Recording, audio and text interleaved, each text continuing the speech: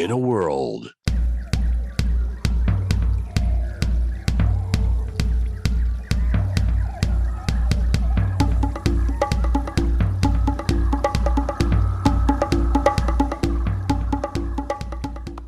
How bag you're Dewey. Welcome back to the Wild Business Growth Podcast. This is your place to hear from a new entrepreneur every single Wednesday morning who's turning wild ideas into wild growth. Ideas. I'm your host, Max Branstetter, founder and ideas man and podcast producer at Max Podcasting.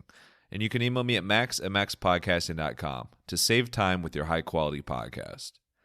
This is episode 177. And today's guest is David Brier. David is Google's #1 rebranding expert. He has been called brilliant with branding by Damon John of Shark Tank and Fubu. He's the author of the bestseller Brand Intervention, and he blogs for Fast Company and has been featured in Forbes, Inc., Adweek, and many other top outlets.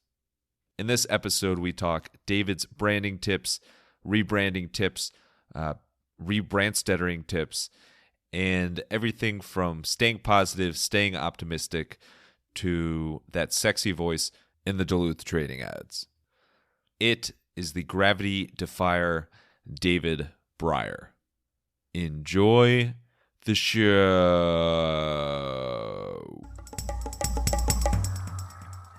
Alrighty, we are here with David Brier, Google's #1 rebranding expert, which I think was your birth name, given name maybe, but Yes, it was. My mother had already given middle names to my two other brothers, and she was going for one. She always had a lot of foresight, so she knew that in about 40 some years that this company called Google would exist, and so she just had that degree. Unfortunately, she didn't plan on investing in them early. That would have been a really smart move. Yeah. So close, but no cigar. But Mr. #1 rebranding, it's very nice to speak with you. But something out of the gate in this whole guest booking process that stood out to me. When you use a site like Calendly or use a calendar service like that, and you have an option for the guests to leave notes if they want for anything to help prepare for this meeting, you were very clear that there's nothing in the world that can prepare me for having you on. So I have trained by doing an Ironman, 3 marathons. I've been tackled 100 times in a row by Aaron Donald just for effect. And still, I feel like I might not be prepared for this. So that I'm ready to go. You underestimated what's going to occur in the next 35, 40 minutes. Yeah. Perfect. Awesome. Well, I'm very sore, but we'll move along here. I'm not just stroking your ego, but you have a very strong and assertive voice in nature, and I think it really resonates with people. How did you develop that in the first place? Well, I was born at a very young age, and even out of the womb, doctor pulled me out, and he like raised his hand ready to give me a slap on the butt, and I looked at him. I didn't have facial hair at the time, so I just looked at him and I said, "Dude, think twice before you actually do what you're thinking about doing." and it was from that point in time that people seemed to listen. When I gave them a little warning, I gave them a little bit of that New York bravado eye, that stare. What I call it, the New York stare. And for people that don't know what that is, they're probably thinking, why is he talking about this, steps and stairwells? I'm not. I'm talking about the look right in your eye that tells you, I own you. So that's basically when it started. And there are some wonderful staircases in New York as well. So let's not, leave those out of the daylight. But you were born named after Google. You were talking back to the doctor from day one. Clearly, you are a one of a kind. But somewhere along this space, you found a home in this, or made a home in this branding space. And I know the term brand is so popular these days, and you probably get sick of all the other probably tens or hundreds of thousands of quote unquote branding experts out there. What pulled you into the branding space? Well, I was an artist. I've been an artist my whole life. And so I was basically studying to be an illustrator when I went to college. And it was actually in my last semester when I was getting my associate in arts degree that I saw a publication that blew my mind. I actually had never seen a publication like that before because it had a level of craft and art and deliberateness. So many publications and publications are, not as prevalent as they were because so much stuff is online these days. But back then it was an industry publication, oversized, and was amazing. And I was shocked because you could feel it. It just, the designs and the work leapt off the page using language and typography, the use of letter forms and shape and just contrast and illustration and photography, that I was blown away. And it was literally that I made the decision. I'm going to take more of this. I'm going to widen my footprint to do something that would really make sure that the outcome of all the pieces really sang brilliantly together. Because up till that point, I was looking at being an illustrator. Well, if you're an illustrator, that means you're going to be working with art directors and others who they'll be hiring you. And what would happen is they would go, all right, and they're going to now take it, and now it's out of your hands, right? Are they going to make good choices? Are they going to use it too big? Are they going to use it too small? Are they going to choose lousy border or lousy colors, this, that, the other? So, so it was really, did I want to just be, I sometimes use this as an analogy. Do I want to be a musician in an orchestra where I'm technically brilliant, and I can perform any piece of sheet music put in front of me, but that doesn't mean that it's necessarily going to be a brilliant song or really even sound great. All I could do is my part well. So I didn't like that. I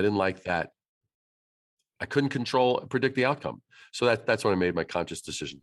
Very conscious. Although I can hear Beethoven's Ninth coming from your viola as we speak.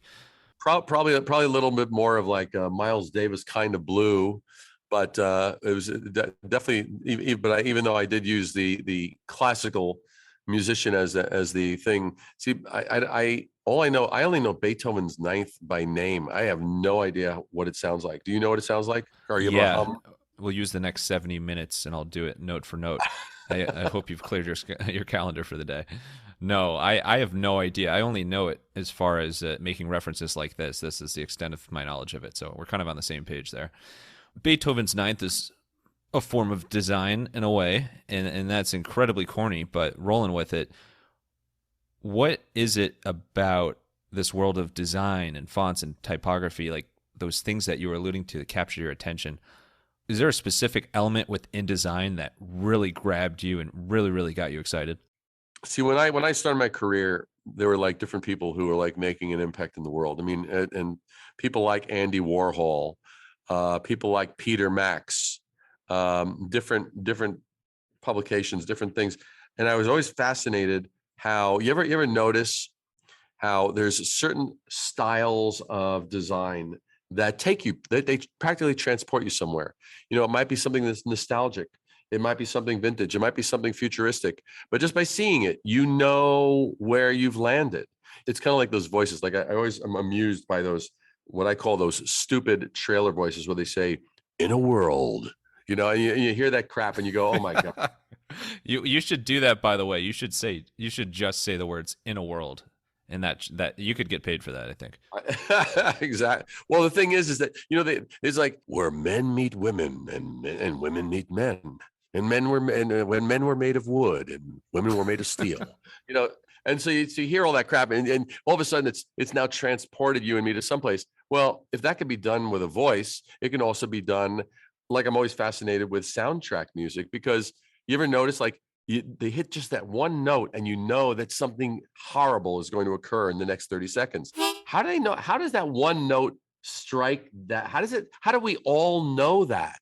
It's rather, I always find that fascinating. Or then there's a certain little pitch that the soundtrack seems to go, and all of a sudden, they're about to fall in love and have mad, passionate intercourse on the screen. And so you go, it's just fascinating to me. So I always found it interesting that little bits and pieces, how we knew that they could move us to a certain thing. Was that a masculine topic that was going to be talking about, or a female topic that was going to be talking about, or was it something designed for children? Because I've done stuff for Jim Henson, I've done stuff for Fraggle Rock.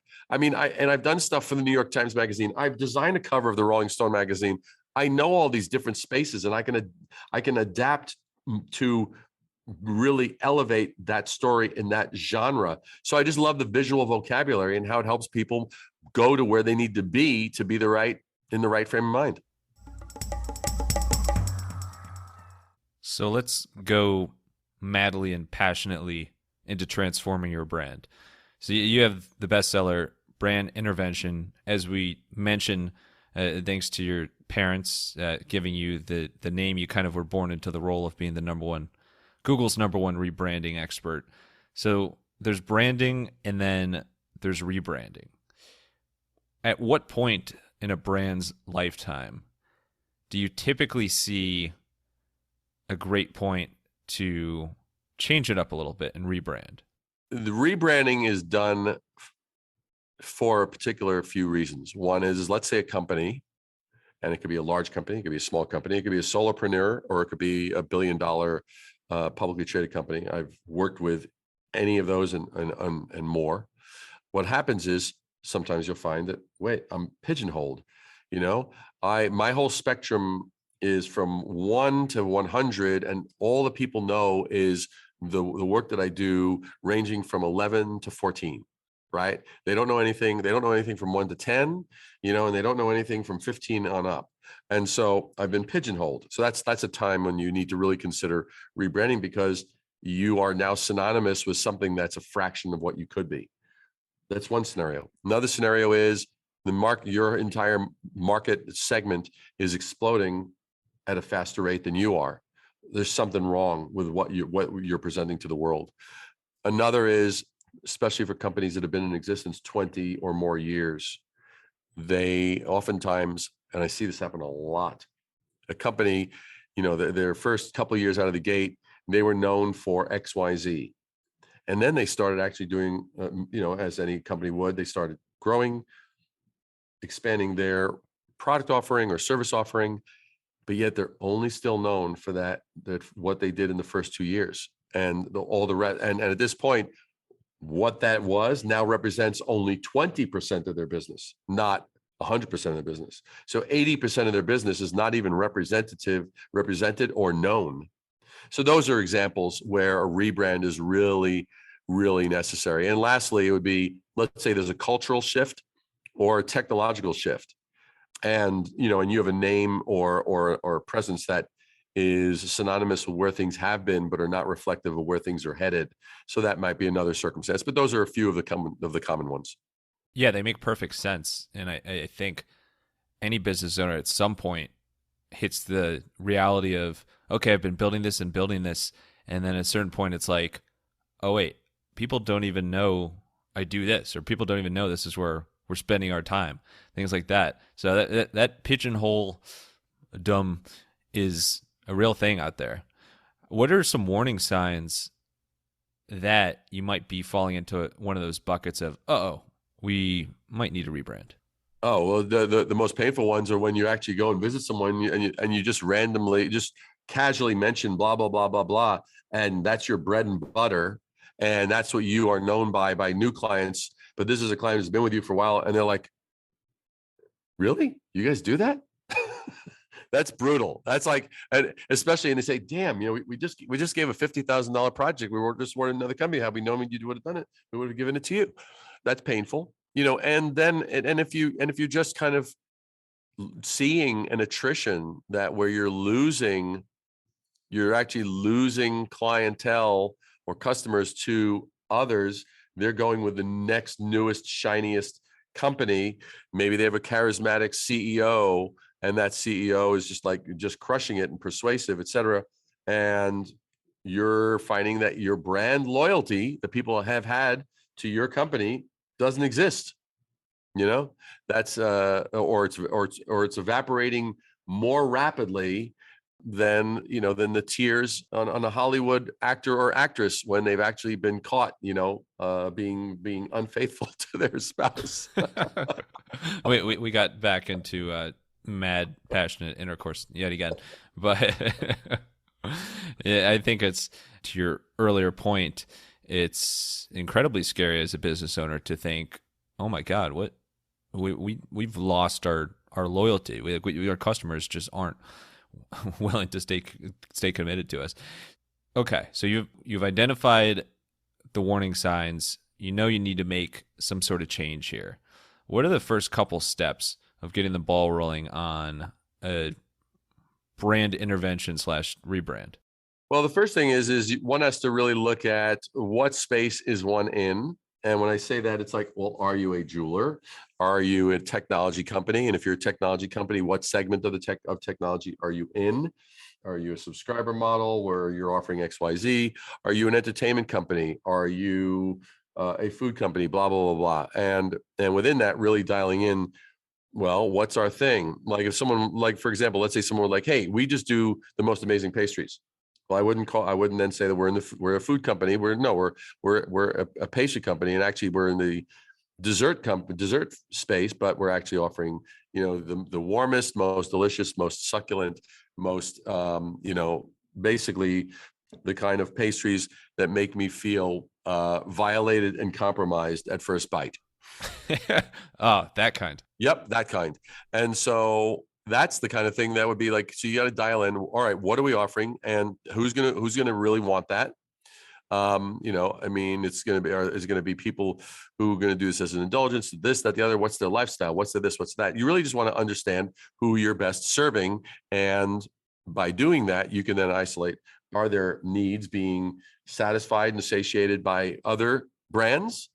And so that we can really be honest about, well, then what are we doing, and what are we doing, and why are we doing it, and how is it different and more advantageous than what they're already getting, right? All right, they're already getting their fix from XYZ company and ABC company over there, and DEF and GHI. Okay, good. We got all those guys. So that's our competition. So you got to look at the world out there. And that's in direct contradiction to what most companies do. Most companies are going to sit down and say, well, let's work out our mission statement. Let's work out what we think and our values. And let's just be so like freaking selfish and so cosmically unaware that we know that if we build it, they will come. Another piece of bullshit from Hollywood. So that's the kind of thing where we've really got to balance the inner worlds and the outer worlds and look at around, because there's way too many options out there today. There's a gazillion whatevers you want to pick, LinkedIn experts or social media people or restaurants or blah or online markets. So that's the thing. You got to really be aware. And then by doing that, now you can start to dial in and say, good, why should anybody care about what we're offering? I cannot tell you how many entrepreneurs look at me with their eyes glaze over like something that just came out of the Krispy Kreme conveyor belt. I'm hardcore craving that now. Thanks. Look, I'm here for you. And so the thing is that's what these guys do. I say, tell me why I should care. And they always, why I as a consumer, I should give a damn about what you're offering. And they're always like, well, we do blah, we do blah, we do blah, we do blah, we do blah, we do blah, we do blah. And they're always satisfied with that answer. And I said, I then tell them, thank you for that answer. And here's my question for you though.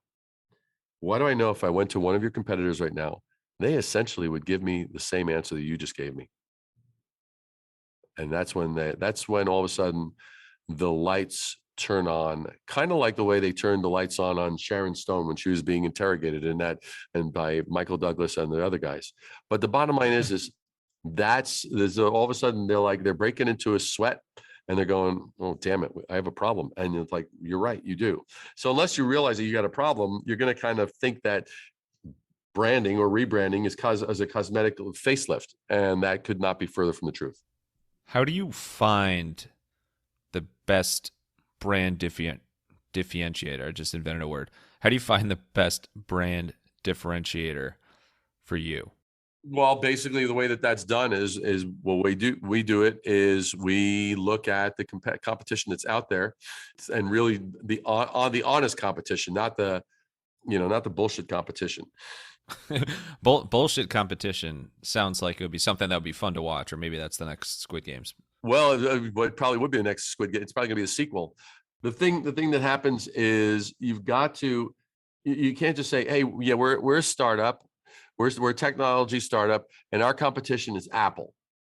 I'm like, dude, get the hell over yourself, right? That's what I mean by bullshit competition. So like, okay, and it's like, there are these companies, because those are the ones that companies your size are that people are going to be choosing between you and them. So that's what it means. You got to be honest about the competition, but you got to find out, what are all those guys saying? What are the commonalities that all of those companies are actually saying to one another, or not, or about themselves to the industry? And then looking at those commonalities, you need to find out where and how are you different, because different is better than better. So you've got to be smart, and you can't be doing lazy observation. You've got to really lean into it and go, okay, so how are we actually different? And not just like, well, we're younger. Who gives a shit? Well, we're made in the USA. You and everyone else. Who gives a shit? We're forward thinking. You and everyone else. Thank you. That's bullshit. We're younger and hungrier. Thank you very much. It's like all that is bullshit. Those are meaningless. So you got to really find out. And having done this for 41 years, it's always there, but oftentimes entrepreneurs are too close to it. They lack what I call the passionate impartiality. They really give a shit, but they're also at the same time want to say, you know what, that's not the prettiest baby I've ever seen. In fact, it's downright ugly. So here's the thing. Now so you got to have that passionate impartiality. You, I think, just coined something that could be in like a Seinfeld episode or something. Maybe we call it the ugly baby. I don't know. They're just spitballing here. But you mentioned a lot about looking out in the market, look at the competitors in your segment. And another thing that's external facing is your logo and the kind of creative elements of your brand that are obviously such a big part of it. How important is reviving/revitalizing the lockups and brand logo and everything when you do a rebrand? Well, it's important to the extent that we have to be honest when we ask this question. If we were starting today, let's say you have a company that's been in business for 5 years, 10 years, 15 years, 20 years, whatever. If we were starting today, is this what we would be doing and introducing to the world? Now, at the same time, we're not just being haphazard and ignoring if there's any equity that's been built up. Like, for example, like Toys R Us. Why Toys R Us is no longer in existence is an act of stupid. It's a testament to how stupid people can be. The name equity of Toys R Us is off the charts. Everyone knows Toys R Us, right? The only people that don't know are basically zombies who haven't been awakened yet. Those are the ones that are not aware of Toys R Us as an entity. So why isn't that Toys R Us reinvented itself? I don't think the freaking giraffe, was it Jeffrey did the giraffe? Was that the Toys R Us? Yeah, I think he went by the frickin' giraffe though. Yeah. All right. So we have the Toys R Us giraffe, which was that's hokey. That's dated. But Toys R Us as a name, brilliant. Okay, because of it's not that it's a brilliant name, but it's just, man, it's like everyone knows it. Good. Well, they could have reinvented themselves. They could have had a total facelift, an overhaul, made themselves fresh, relevant, changed their business model from being, okay, we have shit on shelves. That's right. Shit on shelves, SOS. So the thing is that we have shit on shelves. Instead of that, how come they didn't make them like have little hubs where there were places where kids could play and enjoy? The parents could bring their kids there. The kids could check it out, enjoy it, see what it's like experientially. And if they took photographs and posted it to social media and tagged Toys R Us, they would actually get a credit on their purchase. And all of a sudden they have a brand new model. It's now it's a place of experience and discovery and toys where you can also take home what you have fallen in love with, And just that alone, why couldn't that have been done? Sheer laziness and complacency and not being proactive enough. So that's just an example for you. I like your idea for them. I am a little heartbroken though. I think the kid in me who heard Toys R Us and shit in the same sentence would have just totally freaked out there. Yeah, I know. But the thing is that just tells me, are you not a parent? No, I'm not. Because shit and kids go together. I mean, you if you raise kids, diapers and shit happens to find its way into those diapers, matched by some form of osmosis or something. I think it's David Blaine. Yeah. Yeah. I think it's and there's a reason why smelly air rhymes with derriere. I mean, so that's all I can say. Wow, you are a wizard with rhyming. What's the number one thing that you should not do when considering a rebrand? Don't just do it because if the CEO has just married a new spouse, a new trophy wife or a trophy husband, because they're doing well. It's like, oh, and he or she is like, I really don't like the logo. I've talked about it with my boyfriends or my girlfriends, and none of us like it. Don't show up the next day calling an emergency meeting with all the C-suite folks and saying, okay, we're going to be changing the logo because my spouse no longer doesn't like it. And not only that, I showed it to my puppy and his tail stopped wagging. You see, that would be a problem. that would be bad to the bone.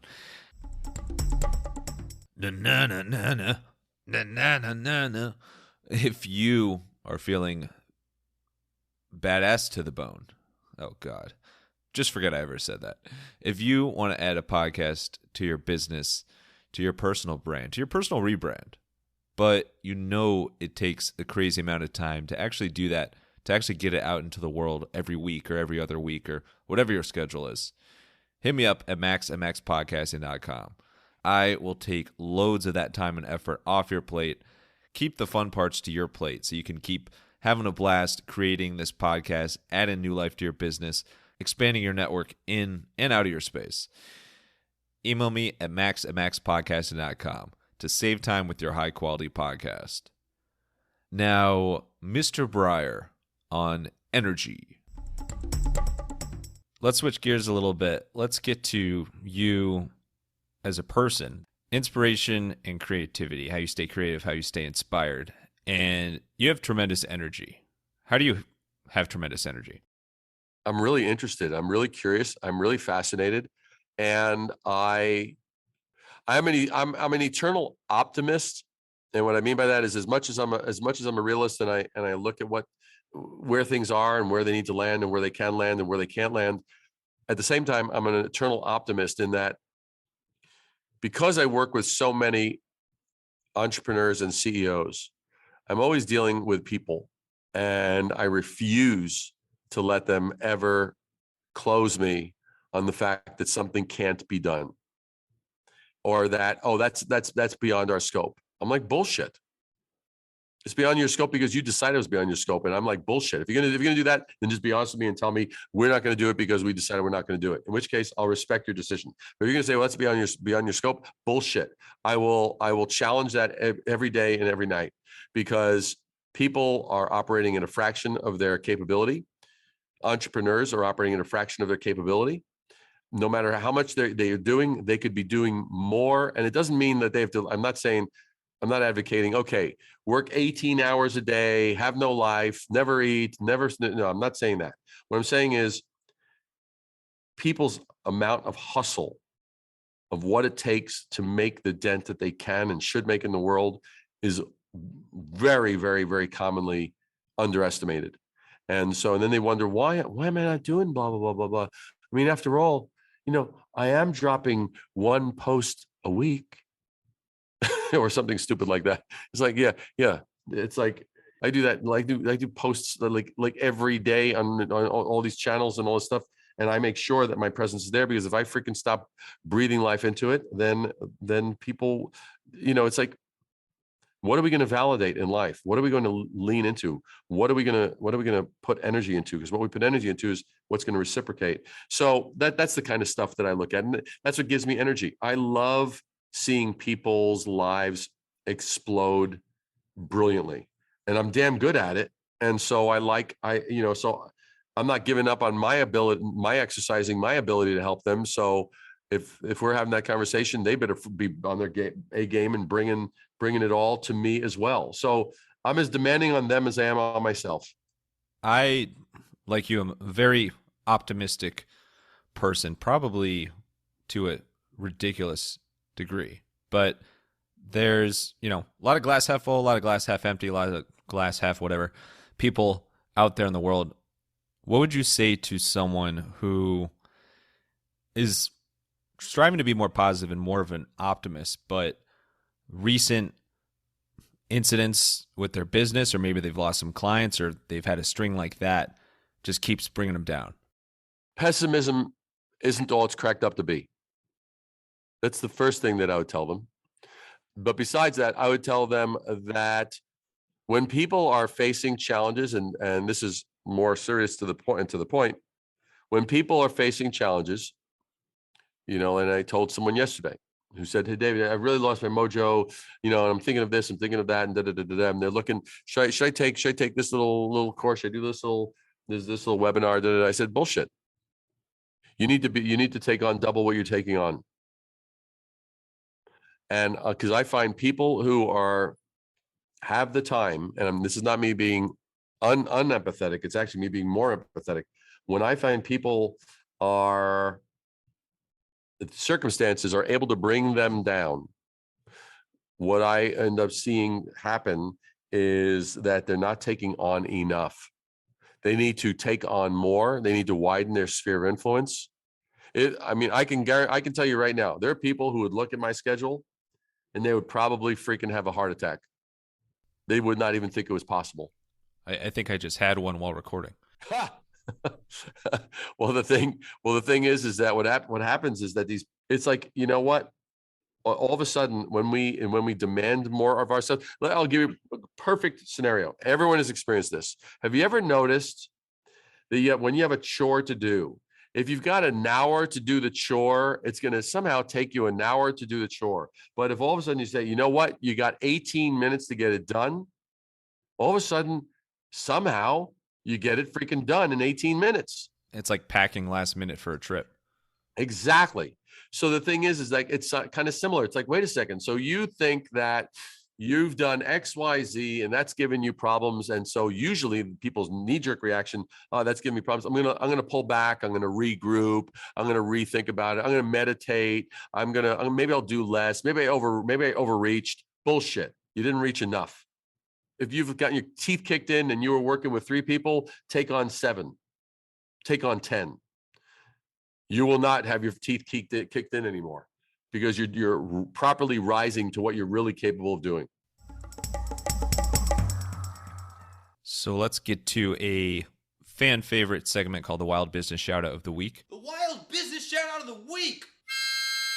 Excellent. Thank you. That shout out Wayne's World.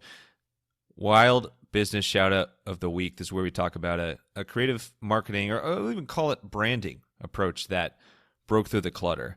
And there's something with, my voice can't go quite that low, but there's something with Duluth and their commercials that just puts a smile on your face, puts you in a good space. What is it that you think Duluth and their commercials are doing right? Well, first of all, I love the guy when he goes, "Duluth Trading." It's like he has that kind of that grizzly, deep voice. It's like, does your underwear squeeze your nuts like a freaking rusty wrench? He just has, they should do that. And so they have that first of all, the writing of the scripts are great. They're dry, they're short, they're punchy. Their commercials tend to be mostly 15 seconds, which is crazy. So occasionally they'll do a 30-second, but they do like these 15-second commercials. But the animation is hysterical. The expressions on these guys is hysterical. It kind of is a parody of the culture that it's serving, but that culture can laugh at itself. And so I think it's brilliantly done. And I love the fact that they're so contrarian. It's like, so a 15-second commercial instead of a 30 or 45 or a minute. That's one thing. Secondly, they got just that guy. And it's like, Duluth Trading now for women, whatever it is. Like they do whatever the hell they do. But it's that guy with his voice. The illustrations are black and white.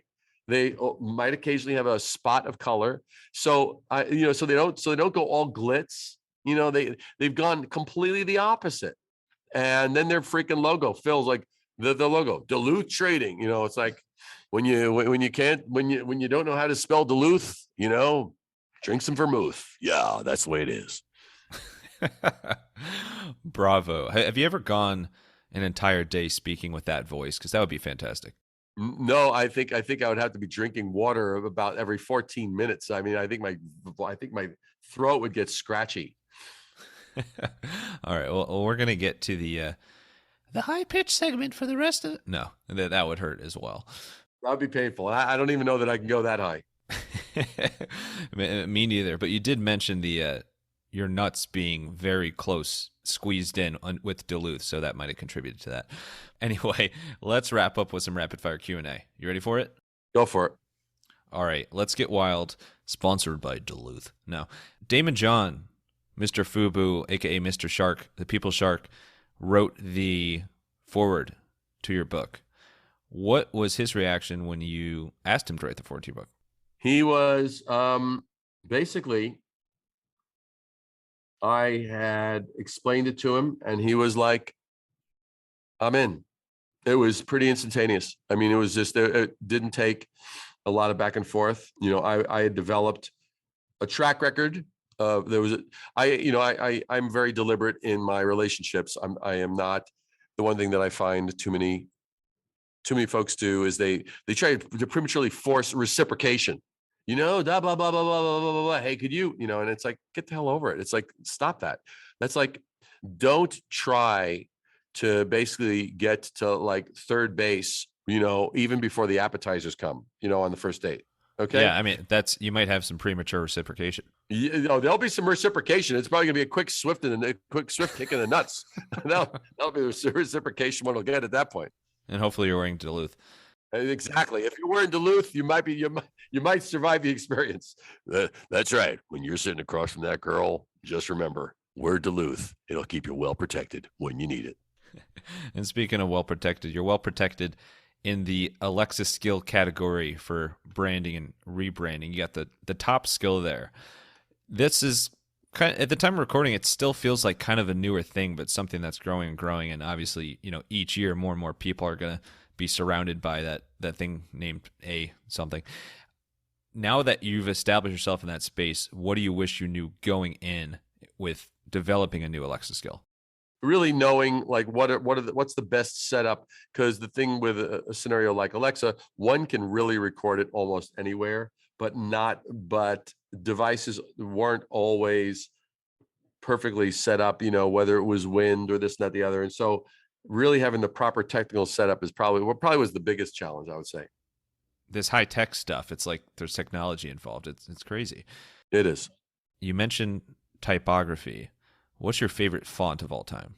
I cannot answer that because I literally have a font collection of over 3,000 fonts on my computer because I am a typaholic, and a recovering one, by the way. And why I probably had an answer in 1980, but I certainly today I don't, because I am very chameleon-like in that I don't try and put my look on my clients' brands. I look at creating a brand new visual ecosystem that is unique to them. So I created a lot, but I will say a workhorse. I wouldn't say it's my favorite, but I say a workhorse font that I actually enjoy working with quite a bit because I think it's well designed and well balanced is actually Work Sans, or as Duluth would say, that's right. My favorite typography, at least the font I like to work with, is called Work Sans. That's right. It sounds just the way it sounds. And not only that, it looks even better. Perfect. Making me want to switch my underwear right away. Okay, no, never mind. Last thing. If you were in a traveling circus and they're introducing you as the incredible, what would be your special skill or like hidden talent? Well, I basically would be introduced as a magician who has the ability to make stupid excuses disappear in the blink of an eye. Beautiful, deliberate, straight and to the point. David, thank you so much. Really, really appreciate you coming on, bringing the energy, bringing the mad, passionate intercourse references and underwear talk. Always appreciated. Where's the best place for people to learn more about you and eat up more of your excuse slashing? Well, I would say for sure they should go to risingabovethenoise.com, RISING, or as the Duluth dude would say, risingabovethenoise.com. That's right. Be there as long as you're not square. But the thing is so risingabovethenoise.com is definitely a place for them to go to check out all the tons of stuff that will help and educate them. And for sure, you'll always find me hanging around the LinkedIn bar. You know, I'm the dude that basically has, I have the slice and dice, device right by beside my drink, so that way, if you show up with something incredibly stupid, it will be sliced and diced right there in real time with more dexterity than a freaking Benihana, performing your little, chef that is just preparing your meal right in front of you. And here we are, and you have gone a full day now in the Duluth voice, so bravo. But David, thanks again. Last thing, final thoughts could be a quote, a line, whatever you want. It could be a few words if you want. Just send us home here. Well, I would say that if you're looking at making a dent in the world, then show up with something that, first of all, be wearing really good Duluth underwear. That's very important. And just know that, you know what? No one can stand in your way of actually making really making a lasting impression and leaving a legacy.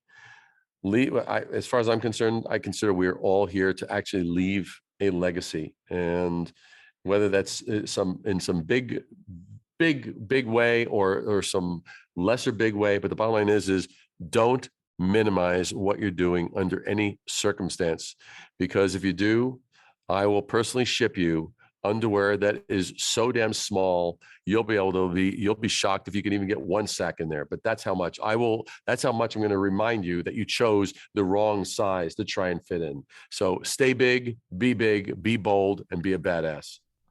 Wait, how many sacks does the average person have? Oh, well, there's usually, it's kind of like a loaf of bread. It's kind of like two halves, and so